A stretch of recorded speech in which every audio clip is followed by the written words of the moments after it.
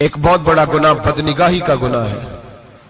آپ کو پتہ ہے ہمارے ملک کے اندر بدکاری، زنا اور بے حیائی کی شرح کتنی بڑھتی جا رہی ہے، کس قدر بڑھتی جا رہی ہے. وہ لوگ جو نکاح کر لیتے ہیں وہ بھی اپنی نگاہوں کو، میں اکثر کہتا ہوں، حضور نے فرمایا نکاح آدھا ایمان ہے.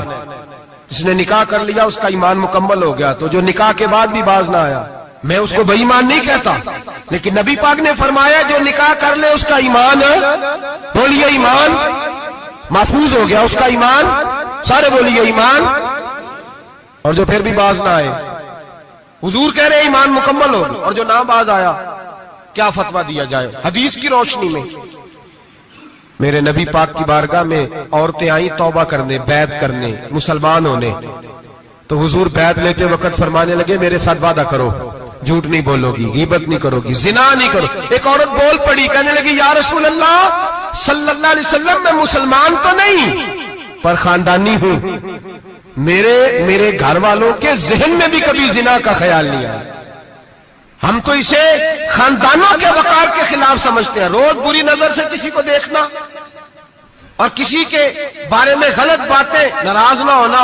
بہت سارے بوڑھے بھی لذت لے لے کے جرم بیان کرتے ہیں، گناہ بیان کرتے ہیں، غلط باتیں کرتے ہیں، کسی عورت کے بارے میں تبصرہ کرتے ہیں. کیا سمجھتے ہیں مرد اور عورت معاذ اللہ تعالیٰ ایک کمرے میں جا کے بدکاری کرے تو وہی زنا ہے؟ میری طرف دیکھیے اور جھانک کر کے سنیے کیا عرض کر رہا ہوں، ادھر دیکھیں میری طرف. نبی پاک صلی اللہ علیہ وسلم نے فرمایا زنا زبان کا بھی ہوتا ہے، زنا کان کا بھی ہوتا ہے، زنا آنکھ کا بھی ہوتا ہے.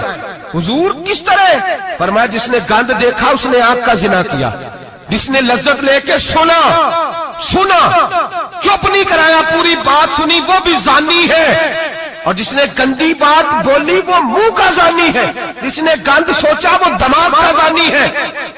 اور زانی کو سب سے پہلی سزا اللہ یہ دیتا ہے کہ سجدے کی لذت چھین لیتا ہے، عبادت کا سرور چھین لیتا ہے، اس کا نماز میں دل نہیں لگتا.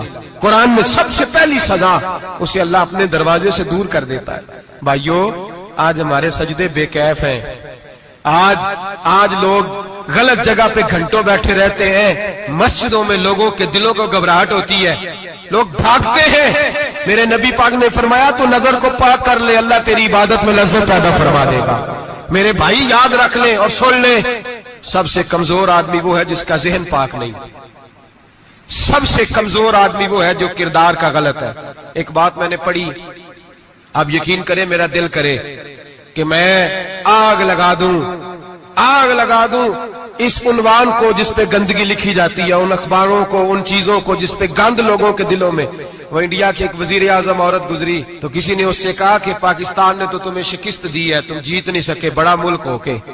کہنے لگی کوئی بات نہیں، تھوڑا وقت ٹھہر جاؤ، ہم ان پر تہذیبی یلغار کریں گے، ان کے گھروں میں ننگا ناچ کریں گے، یہ گندی تصویریں دیکھیں گے، یہ گند میں الجھ جائیں گے. اور جو قوم گند میں الجھ جایا کرتی ہے وہ پھر کسی سے لڑنے کی طاقت نہیں رکھتی، اس کے اندر ڈٹ جانے کی ہمت نہیں ہوتی، اس کی غیرت کے جنازے نکل جاتے. دل کرتا ہے جل جائے وہ جل جائے جہاں سے برائی پھیلتی، تباہ ہو جائے وہ علاقے جہاں سے گند ہوتا ہے. لوگ گند کی کمائی کھاتے ہیں، گند کی ایکٹروں کے ساتھ کھڑے ہو کے فوٹویں کھچاتے ہیں اور گناہ پہ فخر کرتے ہیں. اور گندے لوگ کہتے ہیں اللہ کا فضل ہے ہم گند پھیلا رہے ہیں، ثم معاذ اللہ.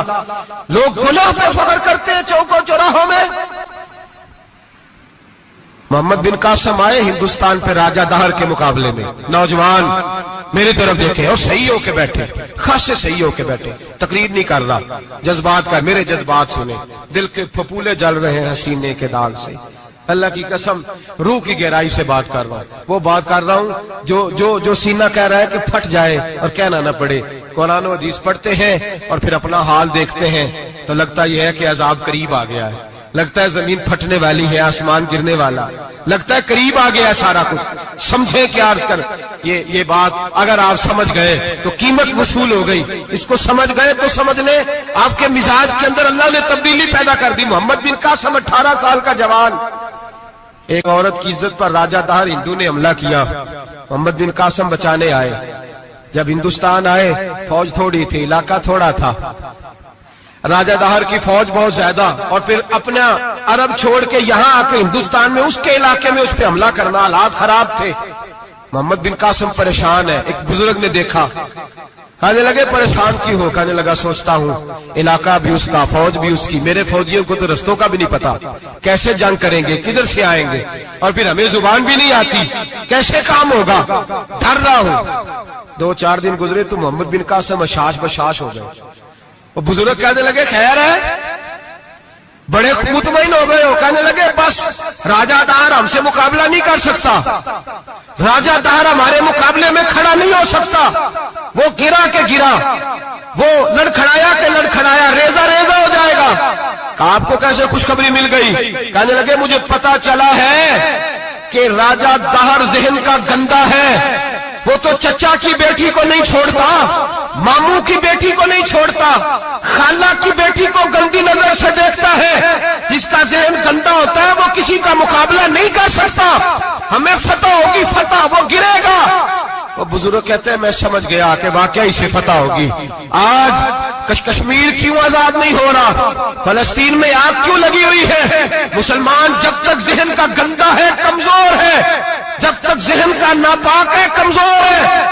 حضرت سعد بن ابی وقاص رضی اللہ تعالیٰ عنہ فرمایا کرتے تھے اللہ مسلمان کی مدد اتنی دیر تک کرتا رہتا ہے جتنی دیر تک مسلمان کا ذہن صاف رہتا ہے، کردار پاک رہتا ہے۔ آگ اس لیے معاشرے میں لگی ہے۔ نوجوانوں تم کہتے ہو کامیابیاں نہیں ملتی، اسے کیسے کامیابی مل سکتی ہے جس کا ذہن ہی صاف نہیں؟ وہ کیسے دنیا کی بازی جیت سکتا ہے جس کی نگاہ ہی پاک نہیں؟ وہ کیسے آگے بڑھ سکتا ہے جس کے کردار میں پاکیزگی نہیں؟ اپنے آپ کو پاک کر لو، اللہ ہر مشکل میں تمہاری مدد فرمائے گا، ہر رستے میں تمہاری مدد فرمائے گا۔ اور میں نے کہا جب آدمی ناپاک ہوتا ہے تو رب کریم اس سے عبادت کی لذت چھین لیتا ہے، اور اللہ کی سب سے بڑی سزا یہ ہے کہ کسی کو سجدہ نہ لمبا کرنا دے۔ رب کریم سب سے زیادہ اس سے ناراض ہے جس کو قرآن پاک کے کھولنے کی توفیق نہ ہو۔ سب سے زیادہ رب کریم اس شخص سے ناراض ہے جو اللہ کی بارگاہ میں جھکنے کی لذت چھوڑ جائے۔ میرے نبی پاک سید عالم علیہ السلام کے صحابہ لمبی عبادتیں کرتے تھے، لمبی۔ کسی نے کہا تھا روم کے بادشاہ تھے کہ یہ مسلمان فاتح کیوں ہو جاتے ہیں؟ تو اس نے کہا میں نے مولا علی کے زمانے میں جاسوسی کرائی تھی، پتا کیا تھا کہ ہر میدان میں کامیاب کیوں ہوتے ہیں۔ تو کہتے میں نے دیکھا یہ دن کے مجاہد ہوتے ہیں پر رات کے عابد ہوتے ہیں۔